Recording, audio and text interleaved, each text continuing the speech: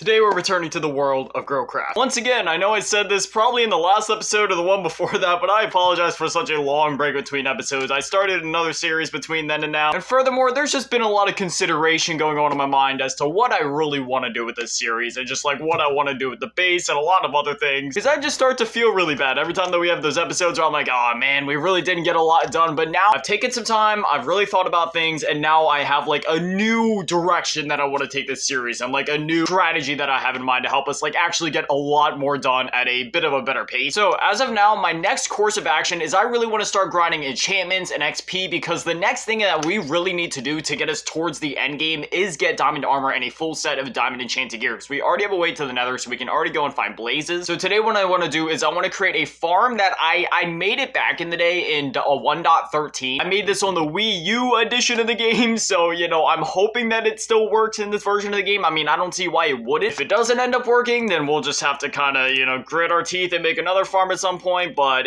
I'm hoping it still works. For the time being, we're also going to make another chest because we're quickly running out of space. I'm not exactly sure how many materials we're actually going to need for this. I'm just going to be grabbing a whole lot of cobblestone. When I say a whole lot, I'm not even kidding. Like, yeah, we're grabbing as much as we can. We're also going to need a lot of slabs. I hope I can find the video. If I find the original video, I'm going to link it down in the description for you guys, because I did get this from a YouTube tutorial, but again, the tutorial was made years ago because I made it on the Wii U edition of the game. But at the same time, you know, I still do remember how to build it, and since that's like the same thing that I'm building, I don't just want to like steal people's ideas and sell it off as my own, so I will include that down in the description if I'm able to find that video. Hey, look at that! I had no idea we already had one ender pearl. Okay, so we're 1/12 of the way there. It is also nighttime, so we cannot begin building just yet. Good night, my friends. Alright, it's a new day. Let's get building. That wasn't a fake yawn, by the way. I literally had to yawn as soon as my character woke up. Alright, now here's the problem. We're gonna need a lot of space for this. I guess we could go like right down there. I've also gotten new ideas for what I want to do with this base. So originally I wanted to include the farm inside of the house, but I also found out that you need like a certain light level in order to have the farms going. So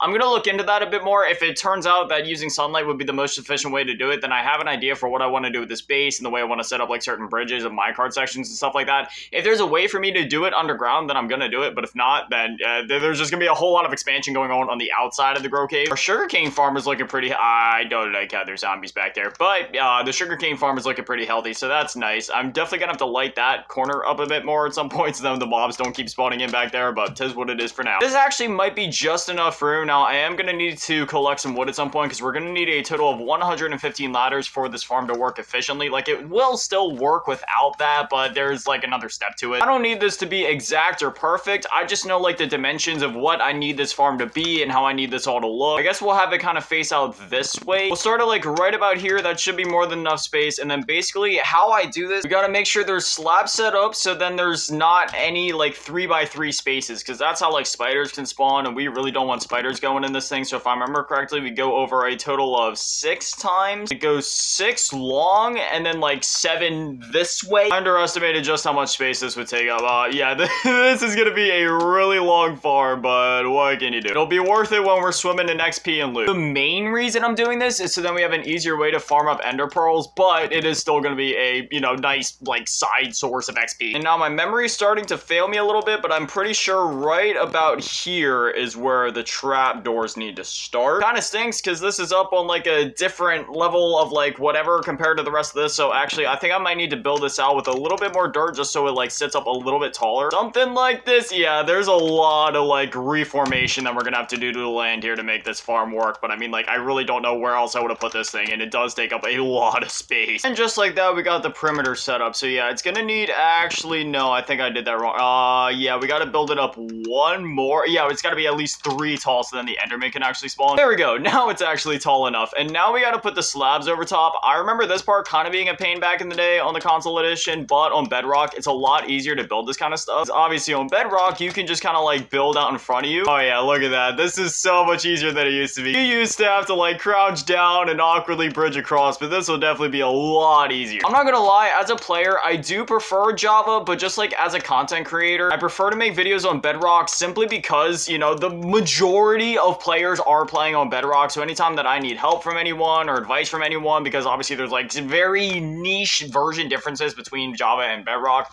it's just easier if I play on Bedrock and I'd be like, hey, community, what am I doing here? And then everybody will actually be able to give me answers, or at least most people can give me answers that are like relevant relevant to the topic at hand. Also, let's be honest, from a longevity perspective, as much as I love Java Edition, as much, because again, you know, I've been playing this game literally since Classic back in 2009. As much as that is Minecraft to me, there's a part of me that feels like one day, as much as I hate to admit this, they might drop support for Java and just move over to Bedrock entirely. Now, granted, you know, they've said in the past they want to keep doing both at once, but they've also said in interviews and they've made it very clear, like, hey guys, yeah, developing 2 versions of the game, it's actually pretty tough. I accidentally made like 5 stacks of slabs. I didn't mean to do that. Is there a way for me to turn these back? No, I don't think there's a way. Okay, that kind of stinks. The amount of times that I've misclicked and done stuff like that, man, I just, I can't, man. Whatever, I'll find something to do with all these slabs at some point. They've also made it abundantly clear, like interviews and stuff like that. They're like, yeah, guys, you know, developing 2 versions of the game that have complete parity, it's pretty tough. So as much as I don't want to say that they would discontinue the support for Java, I feel like one day that might be the reality. Hopefully I'm wrong about that and that day never comes, but you never know. Spider, I'm sorry, but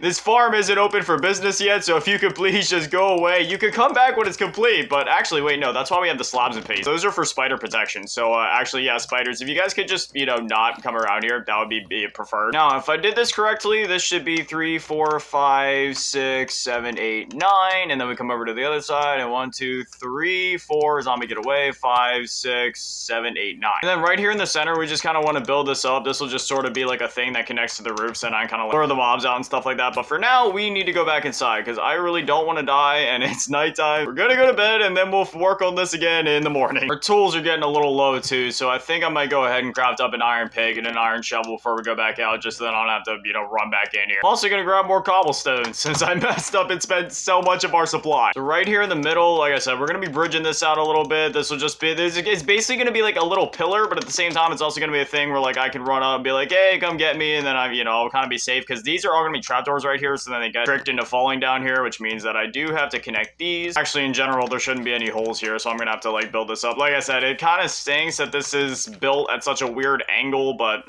there's not really anything I can do about it. I looked for the flattest piece of land that I could that was close to our house, and this is just this is the best we can do. So for this part specifically, we dig this down 2 on each side, and then we're also gonna build another thing on the other side that goes down 4 blocks. And so, oh my gosh, I feel so I forgot that I already had a crafting table out here, but before we came back out, I crafted up another one. But I just, why do I craft so much? I have a bad habit of just crafting things that I'm like, hey, you know, I'll craft it just in case, and then I just a wellspring of duplicate supplies. In most cases, I'd say it's better to be safe than sorry, but like I do it so much that it's kind of egregious. Right here we got 14 trapdoors, which isn't gonna be enough, but then you just kind of line them up just like this, and then you click them down, and then yeah, that's gonna trick the mobs into falling down there. We're definitely not gonna be finishing this mob farm today, because this will take a while to get everything fully set up. I just wanted to at least get it started. Then as far as the floor is concerned, just gonna fill everything in with cobblestone, because once we do get enderman spawning, like we could leave it as grass, but we don't want them like stealing all the grass blocks and then having the mobs just kind of like fall through it. It would be a whole thing. So we're just gonna fill everything in with cobblestone. We'll go ahead and slab down some of the bits of cobblestone here on this part that's already kind of, you know, just naturally dug out. But for now, this is where we're gonna call it for construction for this episode, because at the moment our food supply is a little low, so I want to go ahead and go hunting for a little bit, just so then we can be good. Actually, now that I'm thinking of it, instead of going hunting, why don't I just expand the farm that we already have? I mean, I know it's gonna be a while until I figure out what I want to do with the farm, so for now, I think we'll just kind of expand the little wheat farm and try to make it a bit bigger. Is it the best source of food in the game? No, but, you know, it worked. Yeah, unfortunately,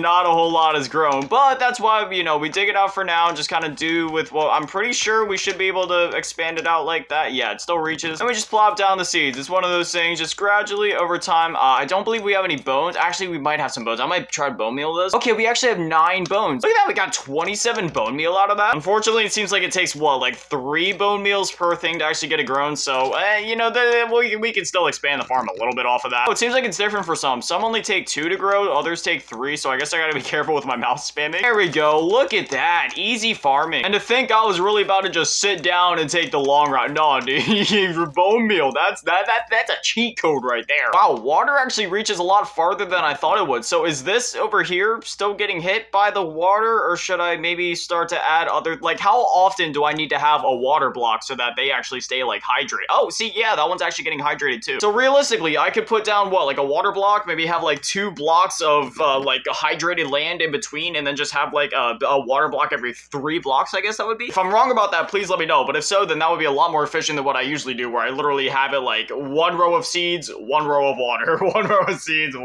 row of water. Well, that's another handy thing right there, because once this mob farm gets finished up, then obviously we'll have a, dude, that thing is absolutely massive. Then we'll have a source to get skeletons, which means that obviously we'll get more bones, and then we can turn the bones into bone meal, and then we could just infinite source of wheat and bread. And speaking of wheat, we can actually start to breed these sheeps a bit more, which will also be a great source of both wool and food. Normally, I don't like using sheeps as a food source, but at the same time, this is the only animal farm that we have at the moment. I also want to expand the animal farm at some point, but, you know, food is food. And before anybody feels bad, just remember, it's Minecraft. As long as we have wheat, we can make an infinite source of sheep. Infinite wheat equals infinite sheep. But anyways, with that, it is the end of a Minecraft day, and with that, it is also the end of this episode. We got started on the mob farm. I'm pretty happy with the progress that we made there. Finally learned how to quickly expand the wheat farm. I can't believe I never thought about it. I'm always very hesitant to use my bones because I always want to save them for dogs, but at the same time, like, you know, things have other purposes. So next time we're going to finish the mob farm. Also going to do some wood farming because we're going to need a lot of ladders and some more trapdoors. Right now, I'm feeling pretty motivated, so I'm thinking the next episode will actually be tomorrow. But anyway, as always, massive shout out, thank you to all the Patrons and channel members. Thank you to all the low baller tier, and a bigger shout out, thank you to all the mid baller tier, middle last can be dad, many the bigger shout out to all in the G tier, run events, channel cheese girl. Thank you guys so much. You guys are literal legends. I love you. Thank you guys for watching. Have an amazing day. Stay beautiful. I love you all.